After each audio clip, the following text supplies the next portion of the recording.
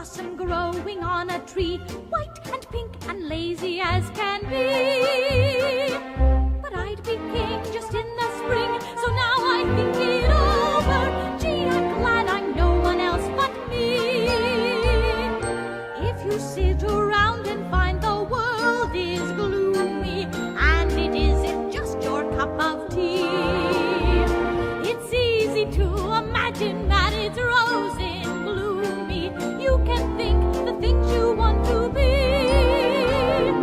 So when all is said and done, imagining's a lot of fun. But when there are battles to be won, be what you are, it's best by far, and soon you'll be in clover. Gee, I'm glad I'm no one else but me.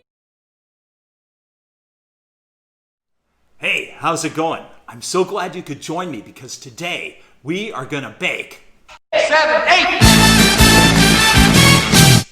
cookies. Let's get started. So, we're going to start by taking half a cup of butter that I brought to room temperature just by leaving out overnight, a half a cup of granulated sugar, and 1 cup of packed brown sugar. Now, you want to split the difference with packing it. You don't have to pack it super hard or super light. Kind of go in the middle. And we just start by creaming this all together. Now, some of you might be wondering why I'm doing it like this, because if you watched my last video, you saw that I had a mixer. But the thing is, I did this with a mixer once, and only once. And the reason being, I've been doing these cookies for a long, long time, and they always turned out really well. And the thing I found was that by using the mixer, it kind of, I guess, has changed the whole structure of the cookie. Okay, so, and it wasn't a change for the good. It was kind of, I don't know, they spread a little bit too much. I think probably what I did, if I was to take a guess, is I overmixed it. So I don't mind the workout, to be quite honest. I would rather not have my cookies compromised. Okay, so you just give it a good mix all the way through, incorporating the butter through it. Have a look. There we go.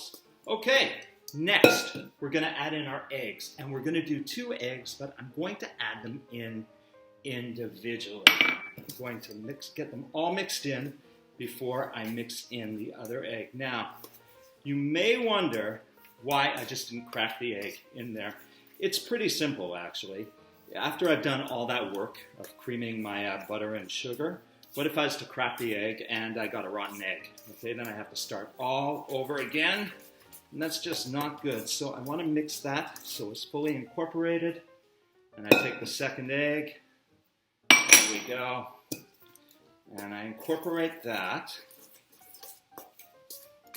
Wow, it's looking really good. You want to make sure that all the yellow is fully incorporated through there.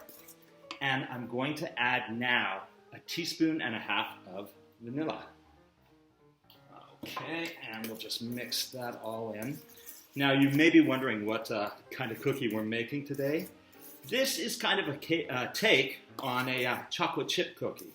Now, except that it's not really a chocolate chip cookie. Now, the base of the cookie, and when I say base, I mean the ratio of flour, sugar, eggs, everything, is from a recipe by the Kitchen Magpie. I tried about 5 different chocolate chip recipes, and this one seemed to be the best one.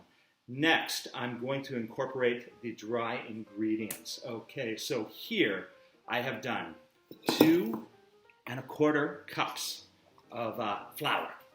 Next, I'm just going to take 1 teaspoon of salt and 1 teaspoon of baking soda, and I throw that in there. And I'm just going to whisk it all in together. There we go. And I'm going to incorporate these dry ingredients, but I'm not going to dump it all in. I'm going to do it in kind of little spurts. I'll probably take, I don't know, 3 or 4 times. Now, there we go. There is, as I said, a danger in overmixing, so you don't want to do that either, right? You just want to get it all nice and through the butter, sugar, egg kind of concoction there. And you're going to see that the dough is going to stiffen up quite a bit, and it's going to be more of a workout. But you know what? You just kind of deal with it. Okay, you have the choice. You could have overmixed cookies, or you could have cookies that are absolutely fabulous, and I prefer the fabulous part. Okay, that's looking pretty good, actually. Here, check it out. Boom! That is a beautiful thing. That dough is not overmixed at all.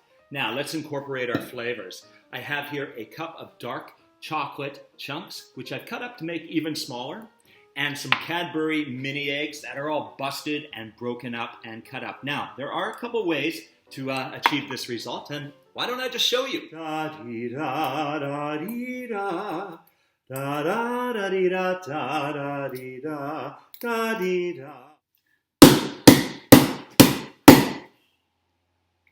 So, both ways work. I prefer the second. Sometimes if I want my cookies to be a little more pristine, I do the first way, but either way it works. Now we're going to fold these in with a wooden spoon, and I'm going to do it again in kind of sections. I'm going to do kind of half and half, and I'm just going to incorporate them all through the dough. Now, I came up with this flavor profile, as I said, myself. It was around Easter time, and I saw on somebody's Instagram page that they made these cookies with Cadbury Mini Eggs, and I thought, I'm going to try that. That looks amazing. So I did, and I liked them, but here's what I found. I found they were really, really sweet, so I thought, how can I contrast that sweetness? So I thought, why don't I try contrasting it with dark chocolate, just to mix it up a little bit. And then I garnish it a little bit at the end, just with a little bit of a surprise. Now you want to make sure everything is well mixed in. And you know what? It doesn't take long at all. See, we just have it incorporated all the way through. That looks pretty good to me. Now I'm just going to scrape off my wooden spoon here, just so I get everything back in the bowl.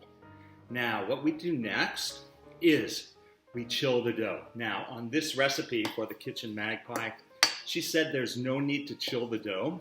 I always chill my dough when it comes to this style of cookie, the chocolate chip kind of profile cookie, and I'm going to tell you why.